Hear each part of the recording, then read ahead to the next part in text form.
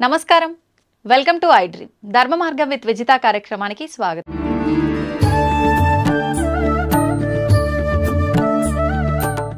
స్వామిజీ, ఇప్పుడు ఆహారం అన్నారు కదా, సాత్విక ఆహారం అని చెప్పి, అంటే మాంసాహారం తినే వాళ్ళు కూడా ఉంటారు.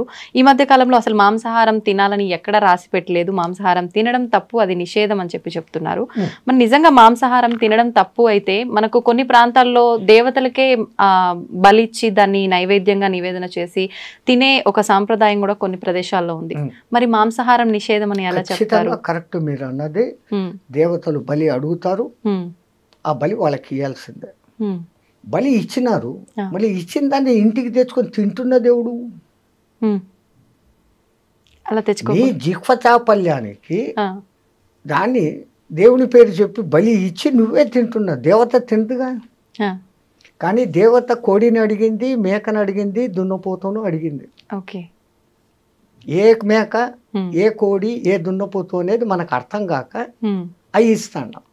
మనలో ఒక కోడి ఉంది, మనలో ఒక మేక ఉంది, మనలో ఒక దున్నపోతుంది. ఏంటి స్వామి, వాటిని బలి ఇయ్యరా అంటుంది. అవేంటి? కోడి ఏమంటుందమ్మా? కుక్కురుకు అంటుంది. కోరిక కోరిక కోరిక అని మనం అంటున్నాంగా. అవసరమైనటివి, అవసరం లేనటివి, దిక్కుమాలిన కోరికలు కోరుకుంటాండామే. నీ అతి కోరికలోనే ఆ కోడిని నాకు బలి ఇచ్చేరా. ఎంత నువ్వు కోరికలు తగ్గించుకుంటే నువ్వు అంత హ్యాపీగా ఉంటావు. కోరికలు ఉండాల్సిందే. అతి కోరికలు, దురాశ కోరికలు, ఆశ దురాశ అంటాం కదా, అత్యాశ, అవి ఉండకూడదు. ఆశ ఉండాల, కోరికలు ఉండాల. నేను బాగుండాలా, సమాజం బాగుండాలా, అందరూ బాగుండాలా. ఇది ఎట్లుంది, నేనే బాగుండాలా అనేది ఎట్లుంది.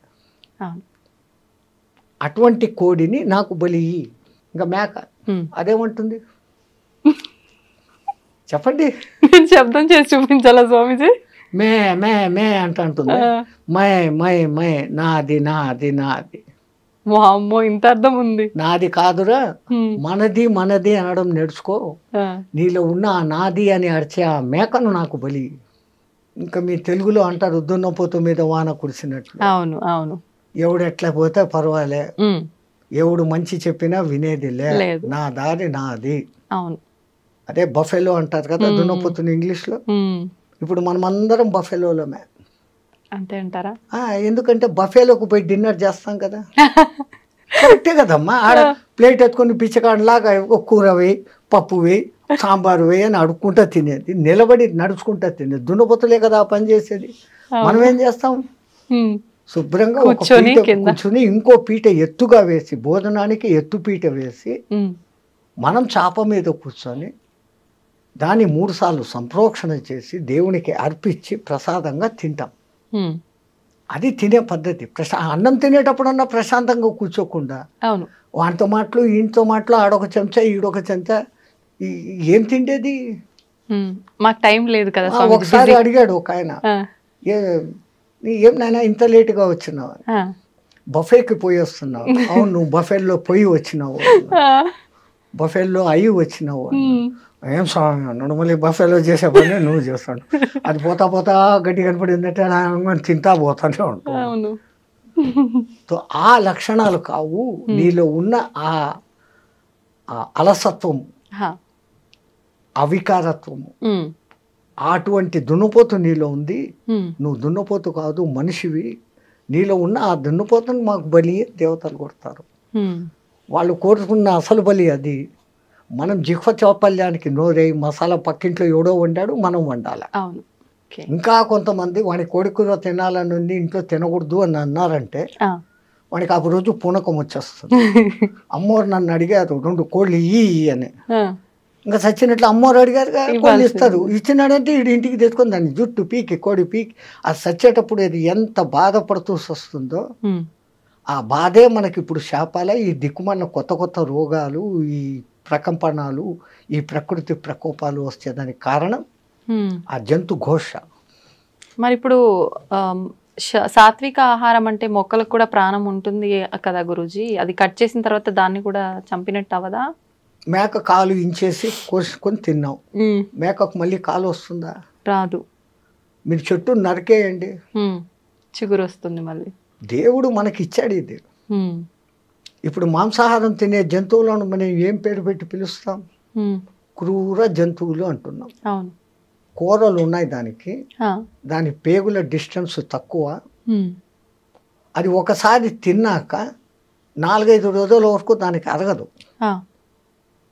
బాగా తిని నిద్రపోతున్న సింహం దగ్గరికి మీరు పోయినా అది మళ్ళీ మన మీద పంజా విస్తడతాం.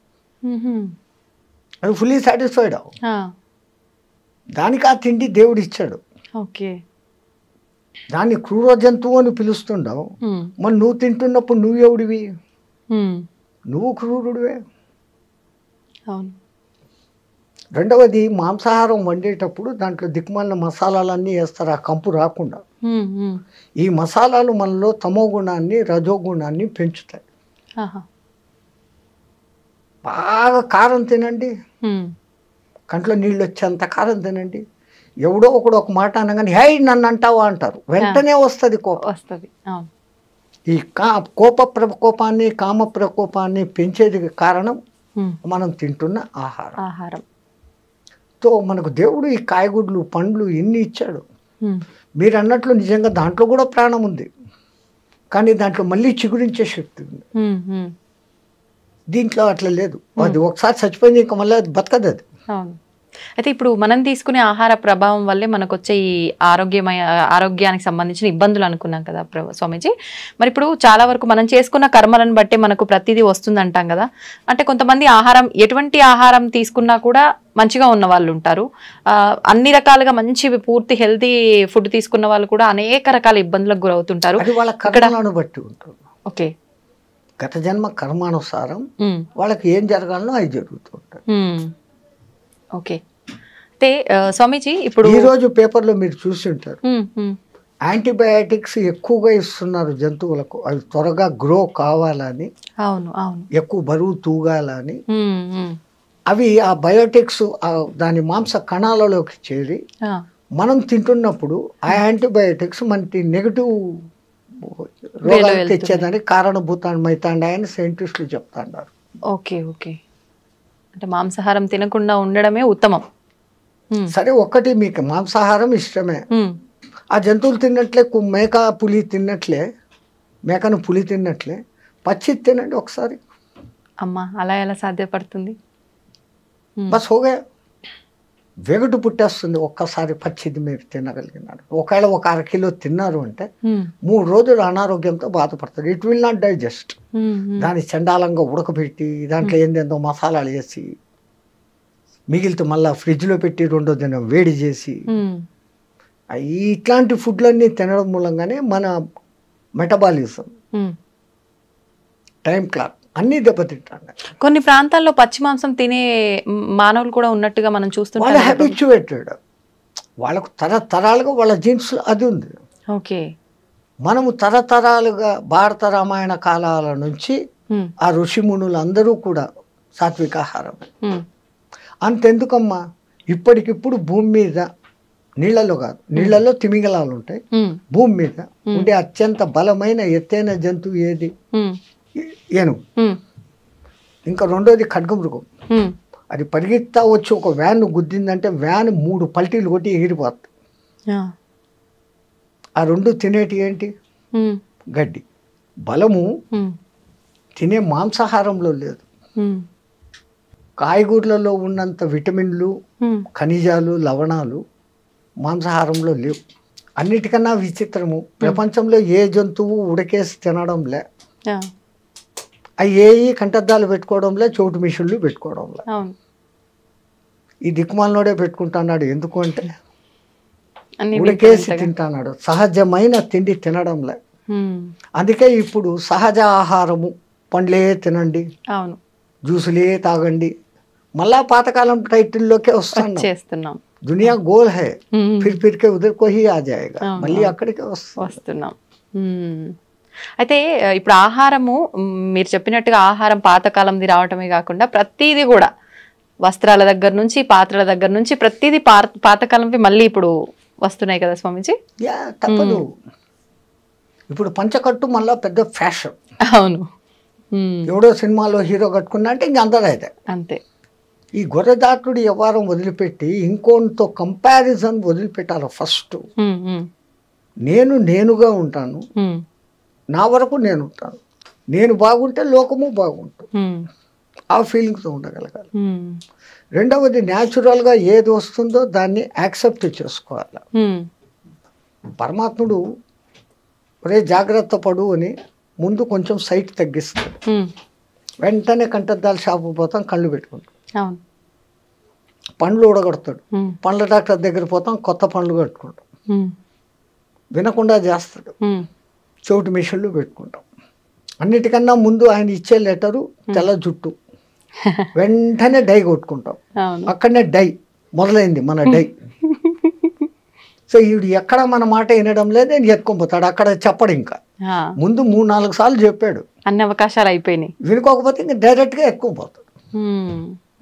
సో ప్రకృతిలో లోబడి నువ్వు జీవించినప్పుడు ఆ ప్రకృతి నిన్ను కాపాడుతుంది. ధర్మో రక్షితి రక్షిత.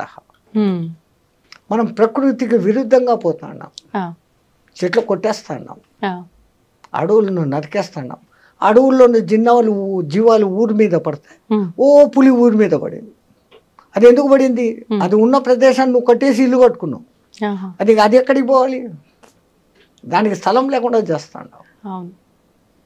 దాని మానాన దాన్ని వదిలిపెట్టి నువ్వు అడవిలో కాకుండా నీకు ఉన్న కొద్ది స్థలంలో నువ్వు కట్టుకుంటే లే, ఒక్కడు ఉండేదానికి 6 బెడ్రూమ్లు ఇల్లు కట్టుకుంటాడు, అవసరమా?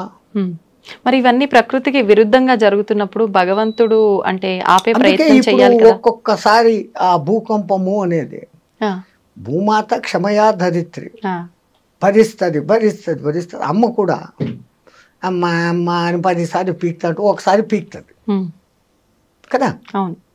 తల్లి అయినా కానీ దండిస్తుంది.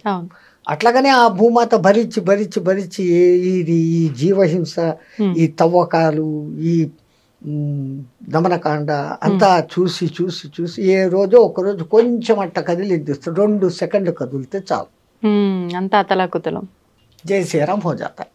ఈ మధ్య కాలంలో ఇలాంటివి భూకంపాలు, జలప్రలయాలు చాలా వరకు వచ్చిన సందర్భాలు ఉన్నాయి కదా స్వామీజీ. అంటే ఇవన్నీ పాపాలు ఎక్కువైపోవడం వల్లే అని అనుకోవచ్చా? ఇప్పుడు ఇంతకుముందు ఇంత వాహనాలు లేవు, అవును, వాతావరణం కాలుష్యమైంది, అవును, ఓజోన్ పొర దెబ్బతినేంత లెవెల్కు పోయింది. కార్బన్ డైఆక్సైడ్, కార్బన్ మోనాక్సైడ్, ఈ 2 పెరిగిపోయినాయి. అవును, పోనీ వాటిని గ్రహించుకొని ఆక్సిజన్ ఇచ్చే చెట్లను ఏం చేస్తున్నారు? నరికేస్తున్నారు. ఏమైపోతుంది మళ్ళీ? అదేమో ఎల్నినో ప్రభావం అనేది ఏర్పడి సముద్రాల ఉష్ణోగ్రత పెరుగుతుంది. అది పెరిగితే ఏమవుతుంది? సముద్రం ముందుకు రాను మొదలు పెడుతుంది, మెల్లగా ఈ ఓడరేవులు బోడరేవులు మెల్లమెల్లగా మునగను మొదలు పెడతాయి. అయితే ఇప్పుడు ఇలాంటి ప్రళయాలు వెంటగా రావటం వల్ల చాలా మంది అంటే ఎవరికి తోచినట్టుగా వాళ్ళు ఇంకా యుగాంతము వచ్చేస్తోంది, కలియుగం అంతమైపోతోంది, ఇలాంటివి 2025లో ఎక్కువ రాబోతుంది. కలియుగము మన వాళ్ళ లెక్క ప్రకారం 4,32,000 సంవత్సరాలలో ఇప్పుడు కృష్ణ పరమాత్మ కాలం చేసిన టైం నుంచి ఇప్పటికి లెక్కేసుకుంటే కలియుగ ప్రవేశం కృష్ణ పరమాత్మ పోయిన తర్వాత పరీక్షత్తు రాజ్యం చేసేసిన తర్వాత అక్కడి నుంచి కలియుగం మొదలైంది. అంటే మహా అంటే 5,200-300 సంవత్సరాలు నడిచాయి మన లెక్కల్లో. ఆ లెక్కల్లో ఇంకా 4,00,000 సంవత్సరాలు కలియుగం ఉంది. ఆ యుగాల పేర్లు ఆ మహానుభావులు ఎంత అద్భుతంగా పెట్టారు, ఎంత క్యాలిక్యులేషన్ ఉంది దాంట్లో. 4,32,000 సంవత్సరాలు టోటల్ చేయండి, 9 వస్తుంది. 4, 3, 2, 9. దాని పేరు కలియుగం. దానికి 2 ఇంతలు ద్వాపర యుగం, అది 8,64,000 సంవత్సరాలు టోటల్ చేయండి, మళ్ళా 18. కలియుగానికి 3 ఇంతలు త్రేతాయుగం, 12,96,000 సంవత్సరాలు టోటల్ చేయండి, 18. కలియుగానికి చాతుర్ 4 ఇంతలు కృతయుగం, 17,28,000 సంవత్సరాలు టోటల్ చేయండి, మళ్ళా 9. ఈ 4 యుగాలు కలిస్తే ఒక్క మహాయుగం. దాని టోటల్ ఎంత వస్తుంది? 43,28,000 సంవత్సరాలు టోటల్ చేయండి, మళ్ళా 9. 9 అనేది సర్వం ఖలిత్వం బ్రహ్మ. 3, 6, 9 సంఖ్యలకు ఎంతో ప్రాధాన్యత ఉంది అని మన శాస్త్రజ్ఞులు చెప్తే మనం నమ్మం. శంఖంలోంచి తీర్థం వస్తే బాగుంటుంది, ఇంగ్లీష్ వాడు చెప్తే నమ్ముతాం. అంతే. ఓ టెస్లా అనే ఒక ఇంజనీరు ఫారెన్లో, ఆయన ఈ 3, 6, 9 ప్రకారమే యూనివర్స్ అంతా కూడా నడుస్తుందని ప్రూఫ్స్తో చూపించాడు. ఆ అంకెల విచిత్రం కూడా అంతే తమాషాగా ఉంటుంది. రెండో ఎక్కాన్ని మీరు క్యాల్కులేట్ చేయండి. 2, 4, 6, 8. అది 3తో కలిసినప్పుడు 6 వచ్చింది. 2 3 6, 2 4 8, 2 5 10, మళ్ళా 1, 6 20, 2 6 12, మళ్ళా 3తో కలిసింది, 3తో వస్తుంది. ఇట్లా ఏది చేసినా కానీ 3, 6తో కలిసినప్పుడు ఏ సంఖ్య అయినా కానీ మళ్ళీ దాంతో మిక్స్ అవుతుంది. అది కానప్పుడు అది వివిధ సంఖ్యలను చూపిస్తుంది. 1 నుంచి 9 వరకు అంకెలేసి 3ను రౌండప్ చేయండి, 6ను రౌండప్ చేయండి, 9ను రౌండప్ చేయండి. మిగతాటి క్యాలిక్యులేషన్ చేస్తే ఈ 3, 6, 9తో కలిసినప్పుడు అది ఆ సంఖ్యను చూపిస్తుంది. మిగతాటప్పుడు అంతా తమ ఇండివిజువల్ నెంబర్స్ చూపిస్తుంది. 3 3 9, 3 4 24, మళ్ళీ 6. అది అంతా 3 6 9 చూపిస్తుంది. ఇంకో సంఖ్యను చూపించట్లే. అట్లాగనే 6వ ఎక్కం తీసుకోండి. 6 2 12, 3, 6 3 18, 9. అవే రిపీట్ అవుతాయి. ఇంకా 9వ ఎక్కం అయితే మీరు ఎంత పెద్ద సంఖ్యని హెచ్చవేసి దాన్ని సింగిల్ డిజిట్కు తెస్తే ఇట్ విల్ బికమ్ 9. సర్వం ఖలిద్వం బ్రహ్మ, అంతా బ్రహ్మలో కలిగిపోతుంది అనే దానికి ఆ సంఖ్య సూచకం. సర్వం ఖలిద్వం బ్రహ్మ. అందుకే నవవిధ భక్తి మార్గాలు అని, నవగ్రహాలు. అసలు మన వాళ్ళు జపమాల 108 పూసలు ఉండాలి, అర్ధమాల 54 పూసలు ఉండాలి, నక్షత్రమాల 27 ఉండాలి. ఏది చెప్పినా కానీ 9. అట్లాగనే పూజలు అష్టోత్తర నామావళి, శతోత్తర నామావళి, అన్ని అష్టాదశ పురాణాలు, మహాభారతం 18 పర్వాలు. వ్యాసుడు వాడికి 18 సంఖ్య ఎంత ఇష్టం అంటే మహాభారతం 18 పర్వాలు, కురుక్షేత్ర సంగ్రామం 18 రోజులు, దాంట్లో అన్నిటికన్నా ఆణిముత్యం భగవద్గీత 18 అధ్యాయాలు. కురుక్షేత్రంలో పాల్గొన్న అక్షోహిణుల సంఖ్య 18. ఈ దిక్కు 11, ఈ దిక్కు 7 అక్షోహిణులు, 18 అక్షోహిణుల సైన్యం. అక్షోహిణి అంటే కూడా మళ్ళీ 9 వస్తుంది. ఇన్ని వేల రథాలు, ఆ రథాలకు ఇన్నింతల ఏనుగులు, ఇన్నింతల గుర్రాలు, ఇన్నింతల కాల్బలం అనే లెక్క ఉంది. ఆ లెక్క తీసుకుంటే మళ్ళీ అదంతా కూడా 9. ఆఖరికి మహాభారత యుద్ధం అయిపోయినాక మిగిలిన మహాయోధులు కూడా 9 మందే.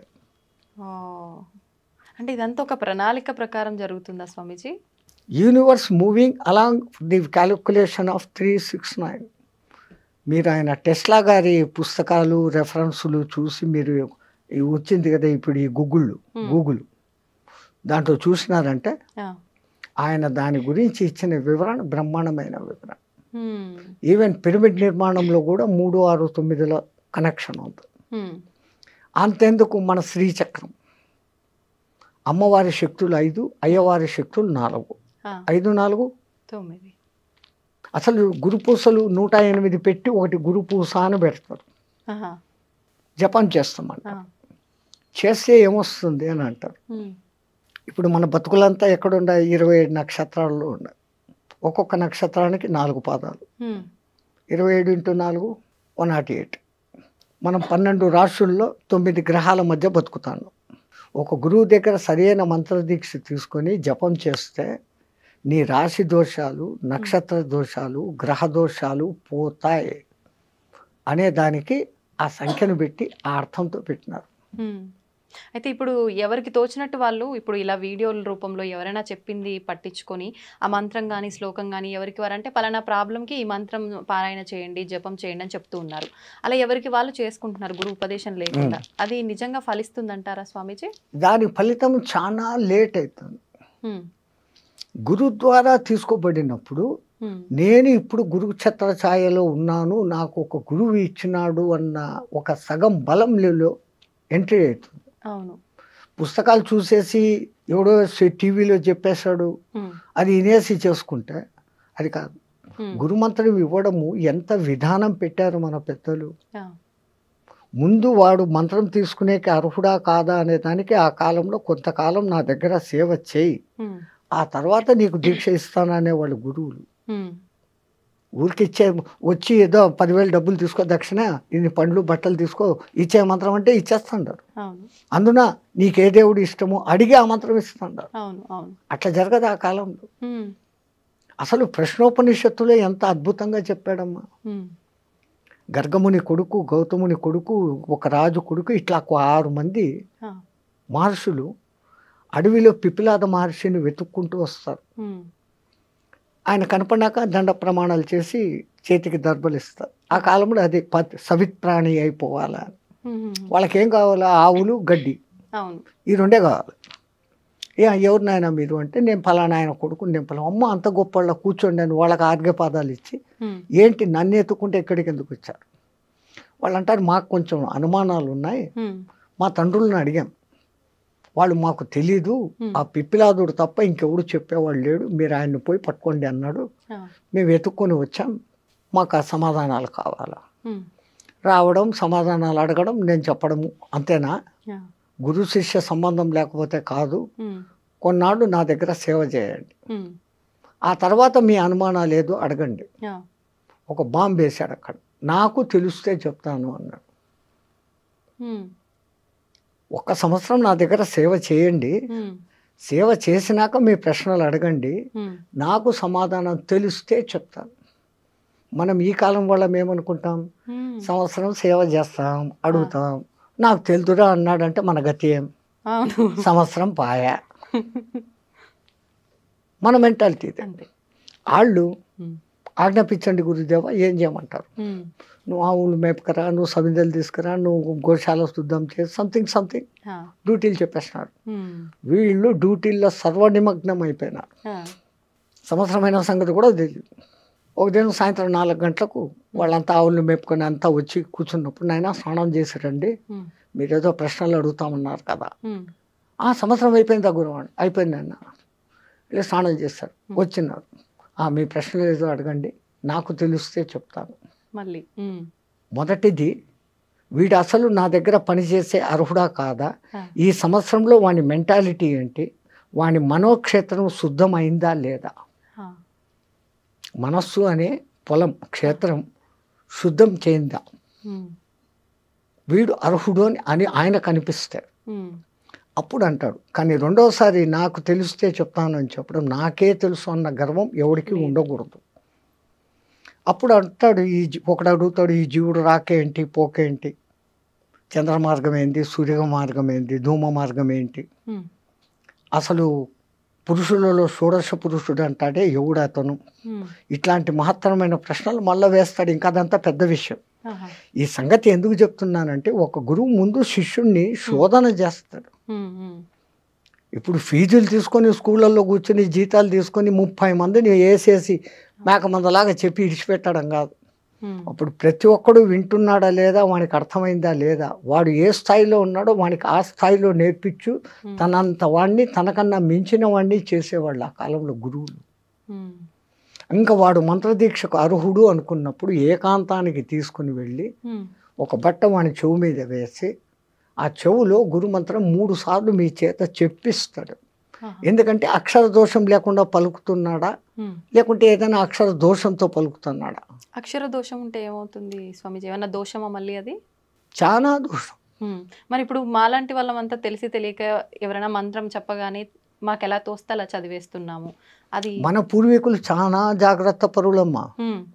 రాబోయే కాలాలలో ఈ పుస్తకాలు ప్రింటింగు వస్తుంది, అవి చూసేసి ఎవడికి వాడు మంత్రాలు చదివేస్తాడు.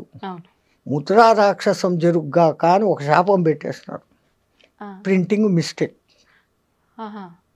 సో నువ్వు ఒకటి చదవాల్సింది ఇంకోటి చదువుతావు.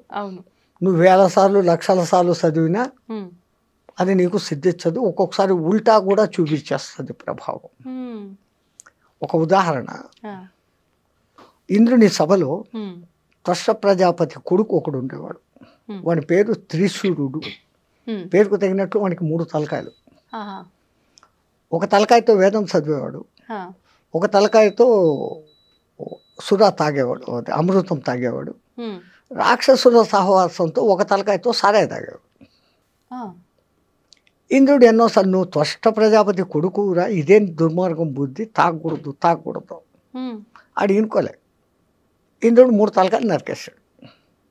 త్వష్ట ప్రజాపతి కోపం వచ్చింది. ఆయనకు ఉన్న శక్తి ఇంద్రుడిని చంపేంత శక్తి కాదు. ఇంద్రుడు అంటే మీకు ఈ సినిమాల్లో చూపించే ఇంద్రుడు కాదు. ఎవడో తపస్సు చేసుకుంటా పాడు చేసేదానికి రంభ ఊరోసుని పంపాడు, ఏమో చేశాడు అని మనకి ఈ కథలే తెలుసు. ఇంద్రుడు అంటే ఎటువంటి వాడు అంటే ఒకడు తపస్సు చేస్తుంటే వాడిలో ఇంకా కామము క్రోధము ఉందా లేదా అని టెస్టింగ్ చేస్తాడు.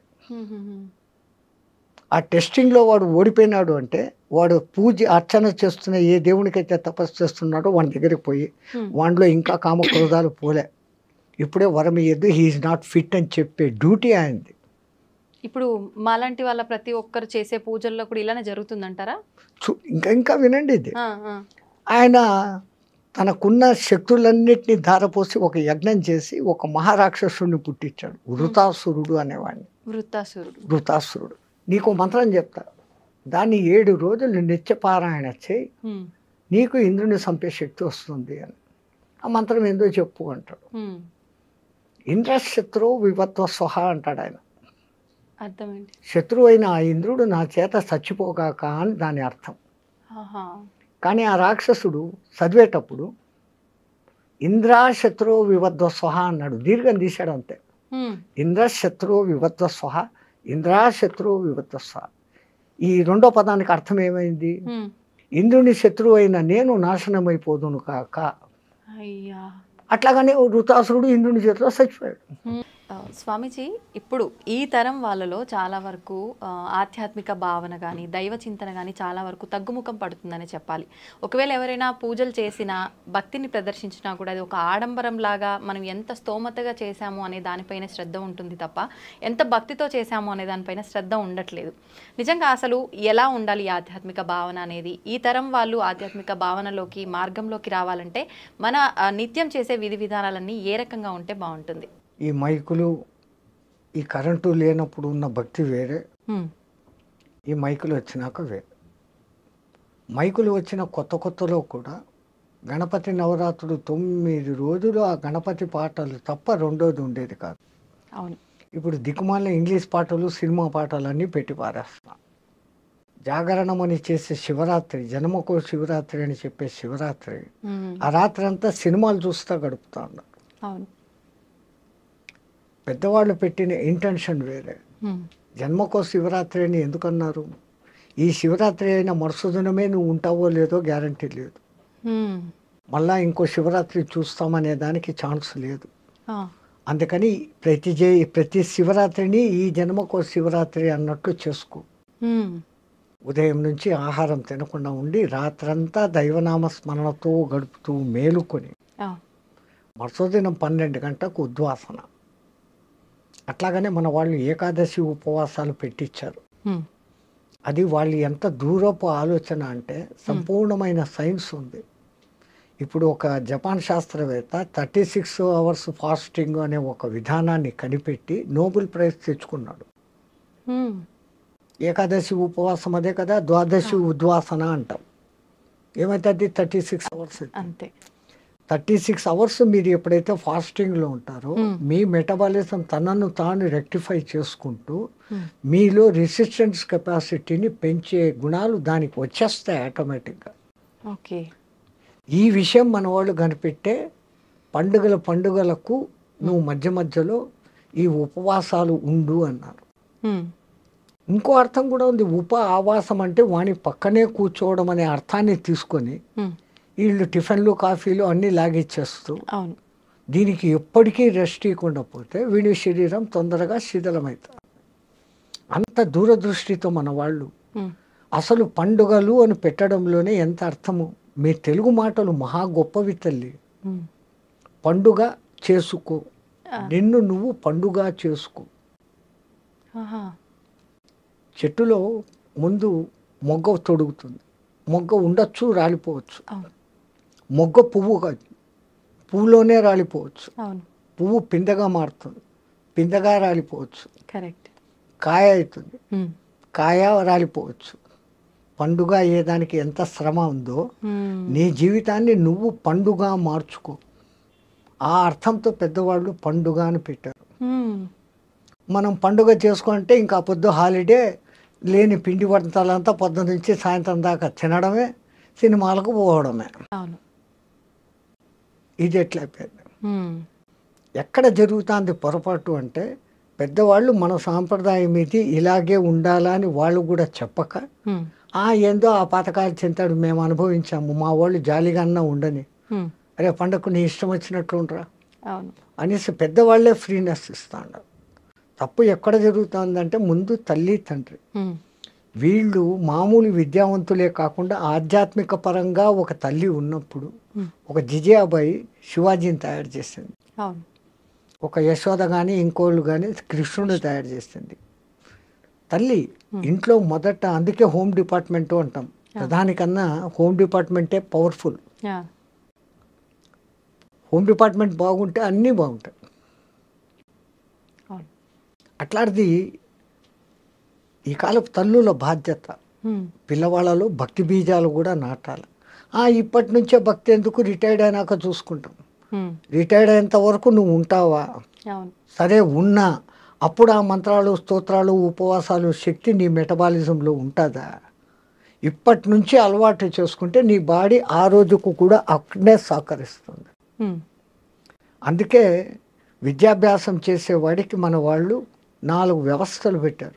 బ్రహ్మచర్యం, విద్యాభ్యాస కాలం అంతా కూడా మంచి విద్య నేర్చుకో, ఆ తర్వాత గృహస్థాశ్రమంలోకి ప్రవేశించు, ఆ తర్వాత కొడుకులో పెండిళ్ళు అయిపోయినాక భార్యను అనుమతి తీసుకొని నువ్వు వస్తావా ఉంటావా, అక్కడ మన ఇద్దరం స్నేహితులు అన్నట్లు వానప్రస్థం. ఆ చిట్ట చివరిది సన్యాసం, సర్వసంగ పరిత్యాగం. అంత 4 వ్యవస్థలు మనోళ్ళు పెట్టారు. ఈ భక్తి తగ్గిపోవడానికి కారణము మనమే. చెప్పిన శాస్త్రం ప్రకారం చేసి తీరాలా అని ఒక గట్టిగా చెప్పేవాడు లేకపోయి, do as you like, do as you like అనే వ్యవహారానికి దిగబడి కాంప్రమైజేషన్లోకి రాబట్టి ఇట్లా జరుగుతుంది. గణపతిని, మట్టి గణపతినే తయారు చేయాలి. అది మళ్ళీ నిమజ్జనం చేస్తే నీలో నుంచి వచ్చింది తేరా తుజుకో అర్పణ అన్న భావన.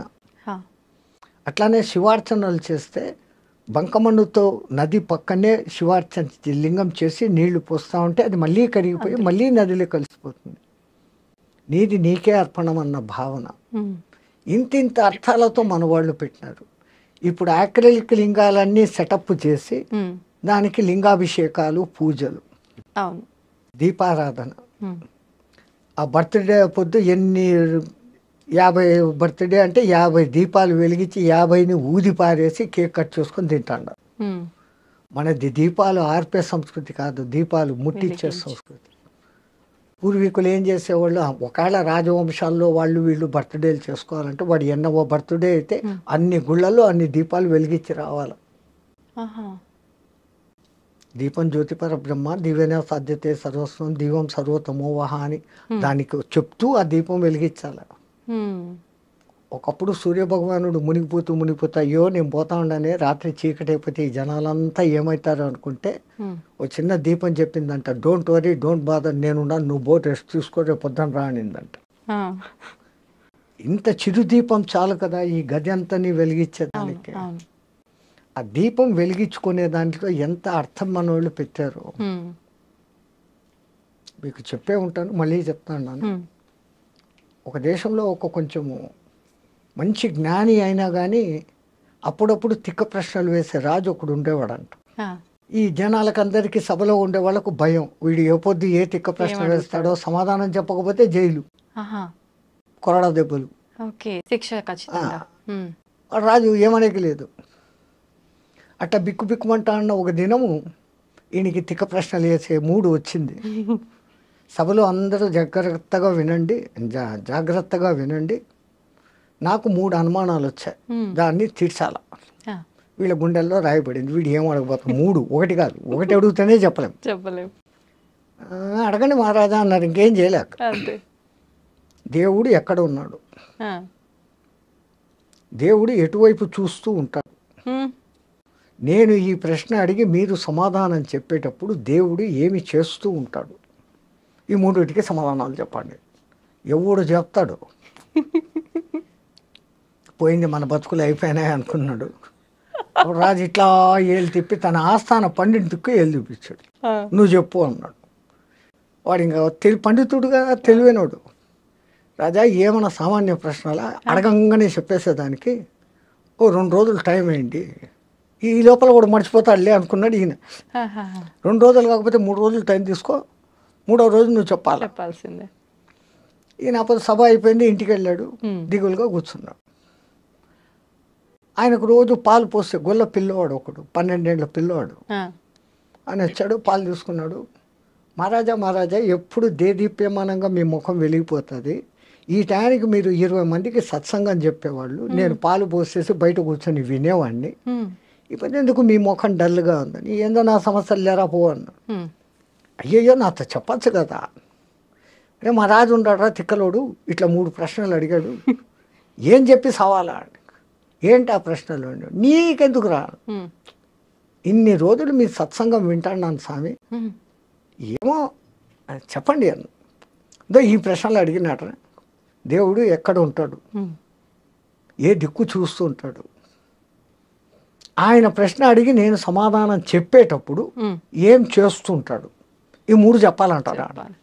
ఆ పిల్లోడు ఉంటుకొని ఓ సింతేనా, దీనికి మీ వరక, రేపు పొద్దున్న సభకు నన్ను తీసుకెళ్ళండి నేను చెప్తాను అన్నాడు. ఒరే నాకైతే జైల్లో వేస్తాడరా, నీకైతే కొరడా దెబ్బలు కొడతాడు, లేకుంటే తలకాయ తీసేస్తాడు, అది ఏం చెప్తారో నువ్వు అన్నాడు. ఈడ చెప్పను, ఆడే చెప్తా, వానికే చెప్తా, బుద్ధి చెప్తాను. నేను మీ శిష్యుణ్ణి, మీ సత్సంగాలు విని విని ఇంత బలం వచ్చింది నాకు, నేను చెప్తాను. నీ కర్మ ఏం చేస్తావు చేసుకొని మడసదన్ను సభకు తీసుకుపోయినాడు. ఏమయ్యా 3 రోజులు టైం అడిగి ఇప్పుడే వచ్చినావు, ఈడెవడు గొల్లపిల్లోడు, ఓ చిన్న గొచ్చి పంచ, ఒక తుండుగుడ్డ, వచ్చి ఎట్లా కర్ర, ఈడెవడు. రాజా అంత మాత్రం చిన్న ప్రశ్నలు మా అంతటి గురువుని అడుగుతావా, నేను చెప్తా దానికి సమాధానాలు అంట పిల్లోడు. రే చెప్పకపోతే ఏందో తెలుసాను, ఈ తర్వాత సంగతి అడుగు అన్నాడు. ఈయన 3 ప్రశ్నలు, అదంతా దేవుడి వ్యవహారం ప్రశ్నలు.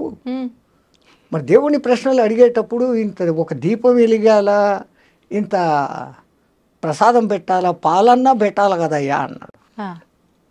అట్లనా ఉండండి అంటే తప్పెట్టు కొట్టాడు. రే ఒక మంచి నెయ్యి దీపం పట్టుకురండి, ఒక గిన్నెడు దోసెడు పాలు తీసుకురండి, 2 ఆడబెట్టాడు. రే వచ్చిందిరా నైవేద్యము దీపం 2 వచ్చినాయి.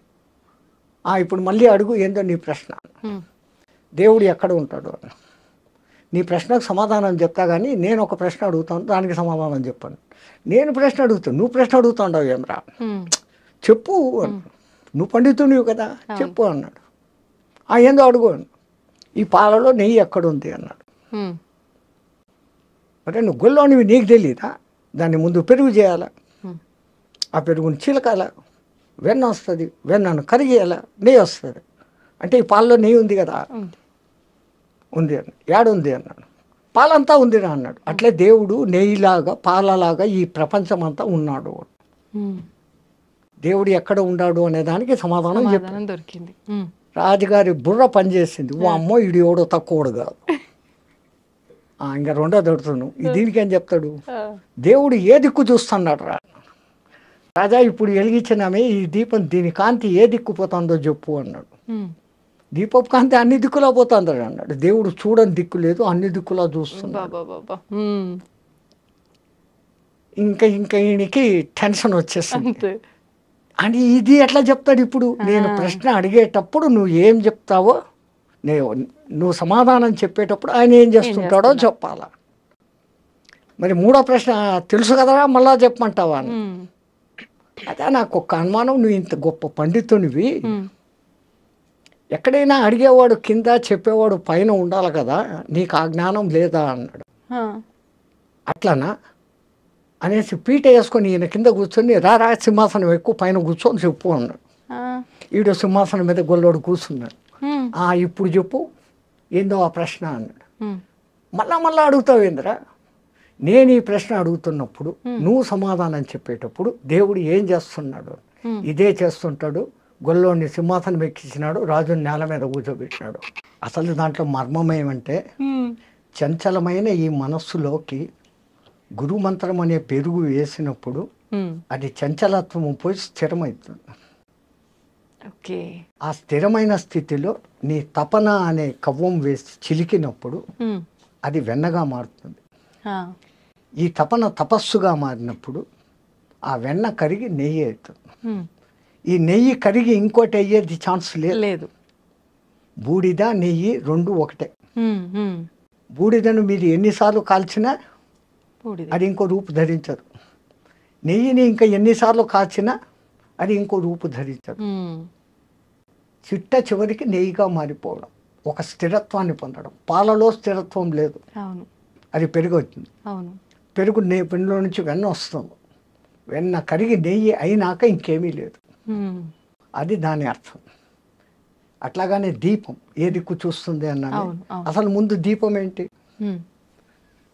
చంచలమైన మనస్సుని స్థిరంగా పెట్టి దాంట్లో భక్తి అనే నూనె పోసి గురువు ఇచ్చిన మంత్రం అనే ఒత్తి వేసి నువ్వు తప్పించినప్పుడు ఆరణిలో మంటలాగా పుట్టి ఆ జ్యోతి వెలుగుతుంది. అది మనలో పుట్టే జ్ఞానజ్యోతి. అందుకని మన పూర్వీకులు నీలో జ్ఞానజ్యోతి వెలగాలంటే ముందు భక్తి ఉండాలి. ఆ భక్తిని ఈ విధంగా నవవిధ భక్తులు ఉన్నాయి, ఇదేనైనా స్వీకరించు. ఈ నవవిధాలు కాకుంటే ఇంకా ఫైనల్ భక్తి ఇంకోటి ఉంది, వైరభక్తి. అంటే శత్రుత్వపు భక్తి. భగవంతుడి పైన కోపంతో వచ్చేదా స్వామీజీ? శత్రుత్వం. అసలు మనం దేవుణ్ణి 10 సార్లు తలుచుకుంటే శత్రువు 20 సార్లు తలుచుకుంటాడు. అవును. మీరు ఎవరికైనా 10 మంచి పనులు చేశారు, ఆ 10 మందిలో ఎవడో ఒక్కడు మిమ్మల్ని తలుచుకుంటాడు. అదే మీ మీద కోపం ఉండేవాడు మీ ఎదురు కనపడినప్పుడు అంతా లేదు, మీ ఫ్రెండ్ ఎవడైనా కనపడితే కూడా వాడు అట్ట చేశాడు, వాడిని పోతున్నాడు రోడ్డు మీద, వాడు అట్ట చేశాడు, వాడి పేరు 100 సార్లు చదువుతాడు. హిరణ్యకశిపుడు అంతే. ఎక్కడున్నాడ్రా హరి, ఎక్కడున్నాడ్రా హరి, ఈ ప్రహ్లాదుడు చెప్పిన దానికన్నా 100 సార్లు ఎక్కువ వాడు చెప్పాడు. వాడికి మోక్షం వచ్చింది. అనన్య భావంతో భగవత్ చింతనం, ప్రతిఫలాక్ష లేపకుండా దేవుని చింతనం అంతవరకే చేయాలి. కానీ లాభాల కోసము ఫలితాల కోసము మనం దేవుణ్ణి చింతన చేస్తాను. గుడికి పోయినా మనం చేసే పని ఇదే. భక్తిభావం జనాల్లో ఉండాలా అని గుడి అనే వ్యవస్థ, గుడి కాదు దాని పేరు ఆలయం, అందులో లయం అన్న పేరు పెట్టారు. ఆలయం. ఆ ఆలయ నిర్మాణం ఎట్లుండేది? పెద్ద గాలిగోపురం ఉండేది, లోపలికి వచ్చినాక బలిపీఠం ఉండేది, ధ్వజస్తంభం ఉండేది, ఆ తర్వాత సంగీత మండపం ఉండేది, దాని తర్వాత నృత్య మండపం ఉండేది, ఆ తర్వాత దర్శన మండపం ఉండేది, ఆ తర్వాత గర్భగృహం అనేది ఉండేది. ఆ గర్భగృహంలో చీకటి ఉండేది, ఒక చిన్న దీపం, దేవుడు కనపడి కనపడకుండా ఉంటాడు. మనం పోతే పూజారి కర్పూర్ సే ఉస్కో కర్పూరంతో హారతి ఇచ్చినప్పుడు ఆ పైనుంచి ఆ పబ, ఆ దివ్యమంగళ రూపము, ధరించిన ఆయుధాలు, కాళ్ళు అన్నీ చూపించుకొని ఆ చూసిన దాన్ని అంతా కళ్ళ నిండుగా చూసి అక్కడ మళ్ళీ పైన ధ్యాన మండపం అని ఉంటుంది. అక్కడ కాసేపు కూర్చొని ధ్యానించుకో, నువ్వు చూసిన దాన్ని ధ్యానించుకొని మన పెద్దోళ్ళు ఇంత గొప్ప వ్యవస్థ పెట్టినారు. అంటే భగవంతుని దర్శనం తర్వాత కాసేపు గుళ్ళో కూర్చోవాలి అనడానికి అర్థం ఇదేనా స్వామిజీ? నువ్వు కన్నారా ఏమి చూసినావు, ఏ ఆయుధాలకు ఏ అర్థము, ఎందుకు ఆమె ఆయుధాలు ధరించింది, ఆమె అతడు ఆయన. విష్ణువు అయితే శంకు చక్రాలు ఉంటాయి, ప్రధానంగా ముందు ఆ 2 కనపడతాయి. శం ఖం, శుభకరమైన ఆకాశం. ఖం అంటే ఆకాశం, శం అంటే శుభకరం, ఖం అంటే ఆకాశం, మంచి ఆకాశం. ఆ భావనతో నీకు చూసినప్పుడు ఆ దేవుని యొక్క సుదర్శనం, మంచి దర్శనం అవుతుంది. సుదర్శనం చక్రం కాదు, సుదర్శనం. అందుకే గజేంద్ర మోక్షంలో కలడు కలడు వాడు కలడు లేడు అని ముందు మొత్తుకొని ఆ తర్వాత ప్రాణములు ఠావులు తప్పే నువ్వును తప్ప ఇహపరంబులను ఎరంగని కావవే వరద అని అడిగినప్పుడు ఆ కరి మొర ఆలకించి ముందు ఆయన పంపింది ఏంది? సుదర్శనం. దానికి ముందు వీనికి దుష్ట దర్శనం. నేను ఆ భార్యలు చూస్తుండారు, నేను రాజును, డామ్ డూమ్ అని ఎగిరినాడు. సుదర్శనమైనప్పుడు అవును. జరిగింది. దాని పేరు సుదర్శనం. ఉమ్, అట్లాంటి భావనతో నువ్వు చూసి ఆ భావనలన్నీ అనుకొని అక్కడ కూర్చోరాని ఇంత గొప్ప వ్యవస్థ పెట్టారు. అవును. మనమంతా ఆలయాలకు పోతున్నాం. ఉమ్, అన్నిటికన్నా మన పెద్దోళ్ళు చెప్పింది ఆలయం బయటనే చెప్పులు వదిలిపో. అవును. ఆ చెప్పులు వదలడంలో వాళ్ళ అర్థం ఏంటి? ఉమ్, ఆ చెప్పులను వదిలేసినట్లు నేను కలెక్టరు, నేను ఆడ, నేను మగ, నేను బ్రాహ్మణ్, నేను క్షత్రియ, నేను వైశ్య, ఉమ్, ఇవన్నీ ఏది కాదురా. ఆ, నేను జీవాత్మ, నువ్వు పరమాత్మ, నీలో లయం అయ్యేదానికి, ఉమ్, నాలో ఉన్న దుర్గుణాలను బలి ఇచ్చేదానికి, నాలో ఉన్న సద్గుణాలను ధ్వజస్తంభంలాగా నిలిపేదానికి ఉమ్, ఇక్కడికి వచ్చాను అన్న భావనతో నువ్వు పోవాలా అని మన పెద్దోళ్ళు చెప్పులు బయట వదలమన్నా. ఓకే. ఇన్ని అర్థాలతో పెడితే ఉమ్, మనం ఏం చేస్తున్నాం? చెప్పులేమో బయట వదులుతున్నాం. చెప్పారు కదా అవును. పెద్దోళ్ళు, చెప్పులు బయట వదులుతాం. అవును. చెప్పులు వదిలిపెట్టి గర్భగుడిలోకి పోయి దర్శనం చేసుకొని ధ్యానం చేసేదానికి ఒక్క నిమిషం అటు కూర్చొని లేచి ఉమ్, మళ్ళీ బయటకు వస్తాం. అవును. ఇంత చేసే ఈ టైంలో మనకు తెలియకుండానే ఒక కొత్త మంత్రం జపిస్తాం. అది ఎవడూ చెప్పడు. ఆ మంత్రం మనకే వచ్చేస్తుంది. ఏంటి స్వామిజీ? బయట వదిలిన చెప్పులు ఉంటాయో పోయి ఉంటాయో.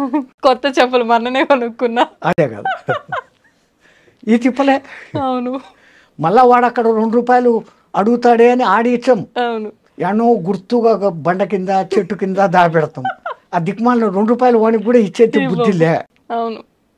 ఇంత ఈ బుద్ధులు పెట్టుకుని వాడి దగ్గరికి పోయి మళ్ళీ ఆడ వాడిని రికమెండేషన్లు అడగడాలు. ఆ, మా మొగుడికి ప్రమోషన్ 3 ర్యాంకుల ప్రమోషన్ వస్తే 3 టెంకాయలు కొడతా. ఉమ్, కొంపదీసి 2 ర్యాంకులు వచ్చినాయి అనుకో, 2 టెంకాయలు. 1 ర్యాంకు వచ్చింది అనుకో, 1 టెంకాయ. ర్యాంకు రాలేదు అనుకో, అసలు టెంకాయ కొట్టం. ఈ డిమాండ్ చేయడం అనేది కరెక్టే అంటారా స్వామీజీ? ఉమ్, మనమంతా ఒక 10 రూపాయలు టెంకాయ కొట్టేసి 50 లక్షలు మారుతి కారు ఇంటి దగ్గర ఉండాలని కోరుకునే రకాలు. అవును. వానికి ఎప్పుడు ఇవ్వాలా, ఎక్కడ ఇవ్వాలా, ఎంత ఇవ్వాలా, ఎప్పుడు ఇవ్వాలా, నీ కర్మని బట్టి ఏది ఎప్పుడు రావాలా ఖచ్చితంగా తెలుసు. ఉమ్, వాడు ఇచ్చేది ఇస్తాడు. అడిగితే దొరికేది ఇంతేనమ్మా, అడగకుంటే ఇంత దొరుకుతుంది. ఓకే. ఎవరో ఒక గురువు గారు ఉమ్, ఒక ఊరికి వెళ్తూ పర్సు పోగొట్టేసుకున్నారు. ఆ, ఈ ఊర్లో ఎవరిని అడగాల? ఉమ్, ఆయన గొప్ప గురువు, పేరు ప్రతిష్టలు ఉన్నాయి, మానం ఉంది, అభిమానం ఉంది. ఉమ్, ఎవడైనా నా ఒక శిష్యుడు కనపడితే ఉమ్, వాడిని అడగవచ్చు, అర్హుడు కదా అనుకొని చూస్తా పోతున్నాడు. ఉమ్, ఆయనకు దూరంలో నిజంగానే ఆయన శిష్యుడు ఒకడు కనపడ్డాడు. ఉమ్, అయ్యో మా గురువుగారు వస్తూ ఉంటారు, ఆయనకి ఏదైనా దక్షిణ ఇస్తే బాగుంటుంది అని ఆయన దగ్గర ఉన్న పెద్ద నోట్ల కట్టలో నుంచి 10-100 రూపాయలు తీసి పక్కన పెట్టి పైజోబులో పెట్టుకున్నాడు రెడీగా. ఆహా, ఆయన ఎదురు వస్తున్నాడు, ఈయన వస్తున్నాడు. గురుగారు నమస్కారం. నాయన చిరంజీవ, అరే నాయన ఒక చిన్న సమస్య వచ్చిందిరా, ఉమ్, నేను పక్క ఊరికి పోతే మా ఊరు 100 రూపాయలు టికెట్కు డబ్బులు కావాలరా. ఉమ్, వీడు అడిగినాడు కాబట్టి ఆ, వాడు 1000 ఇవ్వదలుచుకున్నాడు. ఉమ్, ఆ 1000లో నుంచి 100 తీసిస్తాడు. అరే, ఉమ్, వీడు అడగకున్నానంటే అవి ఇచ్చేవాడు. భగవాన్ కభీ వహీ హోతా హై, దేవునికి కూడా అదే ఉంటుంది. కానీ పెద్దలు ఒక సామెత చెప్తారు కదా స్వామీజీ, అడగంది అమ్మాయిన అన్నం పెట్టదు కదా అది మరి అమ్మే అని. కాదు. ఉమ్, ఆకలిరిగి టయానికి అన్నం పెట్టేది నిజమైన అమ్మ. ఏ అమ్మ అయినా కానీ అంతే. పిల్లోడు ఆడుకుంటూ అంటాడు, వాడు తినే టైం అయిందని చెప్పి రా అని లాక్కొని వచ్చి కుక్కేస్తుంది. ఉమ్, అది తల్లి ప్రేమ, అన్కండిషనల్ లవ్. ఉమ్, ఉమ్, ప్రపంచంలో అన్ని లవ్లు బుటకం, అన్నిటి వెనకలా స్వార్థం ఉంది. ఉమ్, తల్లి ప్రేమ ఒక్క దాంట్లోనే నిస్వార్థత ఉంది. అవును. పెంపుడు జంతువుల ప్రేమలో కూడా నిస్వార్థత ఉంది. ఉమ్, అవి చూపించేంత అఫెక్షన్ మన సొంత బిడ్డలు చూపరు. అవును. ఒక కుక్కను మీరు పెంచుతారు, 4 రోజులు ఊరు వదిలిపెట్టిపోయి రండి, ఉమ్, ఎట్లా మిందపడి చుట్టూ తిరిగి ఎంత దాది అవును. ప్రేమ చూపిస్తుందో. నిజం స్వామీజీ.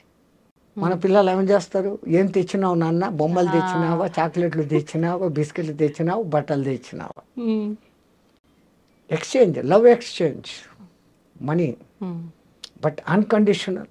వాడు కొడుకు మంచోడా చెడ్డోడా, డబ్బులు ఇచ్చాడా ఇయ్యలేదా, ఉమ్, తల్లి ఆకలి చూస్తుంది. ఉమ్, వాడు ఏ సమయంలో 10 మంది కొడుకులు ఎవడు ఏ కూర రుచిగా తింటాడు, అవును. ఏది ఎక్కువ తింటాడు, ఏది తక్కువ తింటాడు, ఎవడికి ఏ టైంలో పెట్టాలా, ఉమ్, ఉమ్, అన్నీ ఆ మహాతల్లి భరించి చూసుకొని చేస్తాను. ఉమ్, ఈ ప్రపంచంలో ఇంకా ఉంది అంటే ఒక్కటి తల్లి ప్రేమ, అన్కండిషనల్ లవ్. అందుకే మన పూర్వీకులు మాతృదేవో భవ అని మొదలుపెట్టినారు. ఆ తల్లి 9 మాసాలు మూసి కంటది. ఆ తర్వాత తన రక్తాన్ని పాలుగా పాసి వానికి ఇస్తుంది. వాని మలమూత్రాలు అసహించుకోకుండా ఎత్తుతుంది. వాడిని బాగా జోలలో వేసి నిద్ర పుచ్చి అప్పుడే తింటామని కూర్చొని మొదటి ముద్ద నోట్లో పెట్టుకోగానే ఈ పులియారగాడు అమ్మ ప్రేమ అన్నం చూస్తుందా బిడ్డను చూస్తుందా అని వాడిని గిచ్చుతాడంట భగవంతుడు. పులియారు మా అంటే గణపతి. వాడు కొయ్య అనగానే ఈమె చేయి వదిలేసి కడుక్కొని లేసిపోతుంది పరిగెత్తే. వాడు అప్పుడే గలీజ్ చేసి ఉంటాడు. తీసి కడిగి శుద్ధం చేసి మళ్ళీ వచ్చి కూర్చొని అప్పుడు తింటున్నాడు. వాడు అనను మొదలు పెట్టంగానే అమ్మ అను, మా అమ్మ అను మొదట అక్షరాలు నేర్పే మొదటి గురువు తల్లి. వానికి అన్నీ కొంచెం తెలిసి వచ్చినాకదో ఈడు మీ నాయన అని చూపిస్తే వాడు నాయన. తల్లి ఎవరిని చూపిస్తే వాడు నాయన, ఇంకోటి కాదు. అట్లాగని వీడి మేమామ లోకంలో బంధుత్వాలు పరిచయం చేసి ఆ లౌకిక విద్య గురువు దగ్గరికి అప్పగిస్తుంది. వాడి అదృష్టం బాగుంటే ఆధ్యాత్మ గురువు తగులితే వాడు పైకి వస్తాడు. మళ్ళీ ఈ తల్లి పెంపకంలో ఎక్కడ లోపం జరిగినా వాడు ఆధ్యాత్మికంలోకి పోలేడు. వాడిని ఆ వయసులో నుంచే ఆధ్యాత్మికం బోధించేది తల్లి. వానికి ఆ టైంలో నుంచే భక్తి బోధించేది తల్లి. లీలావతి కడుపులో వాడు ప్రహ్లాదుడు ఉన్నప్పుడు నారదుడు పక్కకు తీసుకెళ్ళి ఆ భక్తి కథలన్నీ వినిపిస్తే ఆడు విన్నాడు, అంత భక్తుడైనాడు. కడుపులో ఉండడానికి వినిపిస్తే వస్తుందా అని ఎగతాళి చేసిన వాళ్ళు ఇప్పుడు బిడ్డలు మ్యూజిక్ వింటున్నారు, దానికి ఆనందిస్తున్నారా అని ఎక్స్పెరిమెంట్లు చేసి కనిపెట్టినారు. వేద పఠనం వినిపించి తర్వాత పుట్టిన బిడ్డకు, నానాకు ఇంగ్లీష్ రికార్డులు పెట్టి డ్యాన్సులు పెట్టిన బిడ్డకు, ఆ తర్వాత ఎదుగుదలలో వచ్చిన మార్పులు 18-20 ఏండ్ల శోధన. 70 మందిని ఈ బ్యాచ్, 70 మందిని ఆ బ్యాచ్ను పెట్టి వాళ్ళ ప్రవర్తన వీళ్ళ ప్రవర్తన అందరికీ ఒకే రకమైన ఆహారము ఒకే రకమైన బెడ్డు ఇచ్చినప్పటికీ ఈ సుమధుర సంగీతాలు వేద పఠనాలు శబ్దాలు విన్న వాళ్ళ ప్రవర్తనల్లో మార్పు, సాత్వికత, వాళ్ళలో ఉన్న క్రూయాలిటీ లెక్క తేలింది. సో మొట్టమొదట మన తల్లులు మారాలి. My son is studying in English medium, he doesn't know Telugu అనే దిక్కుమాలిన లోకానికి వచ్చాం. ఆ ఇంగ్లీష్ ఏం సేపు చెప్తుంది? ఏ ఫార్ యాపిల్ తిండి తిను, బి ఫార్ బ్యాటు కొట్టుకో తలకాయ బోలు కొట్టుకో ఆడుకో, తర్వాత పిల్లులు కుక్కలు, C for cat, D for dog, E for elephant మదము, ఎఫ్ ఫార్ ఫాక్స్ చెడ్డబుద్ధులు. ఇయా మరి మీ తెలుగు భాషలో ఏం నేర్పిస్తారు? అమ్మ.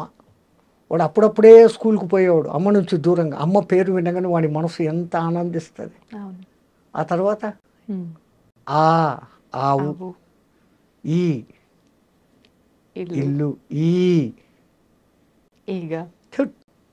ఈశ్వరుడు